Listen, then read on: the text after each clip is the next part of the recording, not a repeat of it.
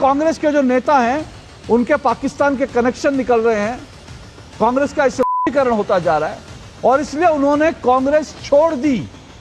1926 से जिस परिवार का कांग्रेस के साथ नाता था, अब इसको राहुल गांधी वोट चोरी कहें तो इसे क्या कहेंगे? नादानी राहुल गांधी की, जाहिर सी बात है।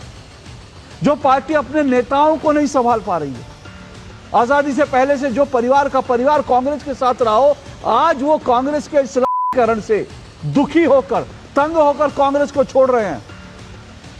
अब राहुल गांधी कहेंगे वोट चोरी, क्योंकि असम के नेता है। अब असम में इतना पुराना कांग्रेस का नेता, जमीन से जुड़ा नेता जब पार्टी छोड़ देगा और उसका खामियाजा जब कांग्रेस को चुनाव में उठाना पड़ेगा, तो फिर राहुल गांधी कहेंगे वोट चोरी, वोट चोरी, वोट चोरी। अब आपको तीसरा सबूत बताता हूं। भारत की मिट्टी से जुड़ी, भारत की अस्मिता से जुड़ी हर चीज का आप विरोध करेंगे तो जनता उठाकर आपको कूड़ेदान में फेंक देगी और फिर आप रोते रहिए वोट चोरी हो गया, वोट चोरी हो गया, वोट चोरी हो गया।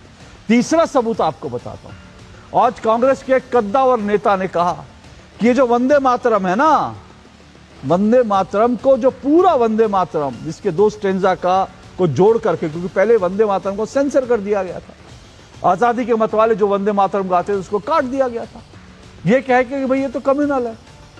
अब उसको जब मोदी सरकार ने कहा कि नहीं अब वंदे मातरम पूरा होगा, उसके लिए गाइडलाइन आई, तो कांग्रेस के कद्दावर नेता ये कह रहे हैं कि भैया ये जो है ये सांप्रदायिकरण हो रहा है।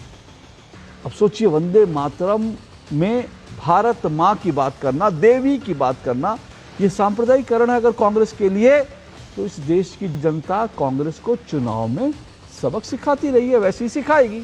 फिर आप कहेंगे वोट चोरी हो गई। तो ये जो इन दिनों उत्तर प्रदेश से लेकर पश्चिम बंगाल तक में ये जो चुनाव आयोग के खिलाफ गुस्सा दिख रहा है ना, कहा जा रहा है वोट चोरी का जो नैरेटिव चलाने की कोशिश हो रही है, मुझे लगता है टीएमसी और समाजवादी पार्टी को इससे सबक लेना चाहिए।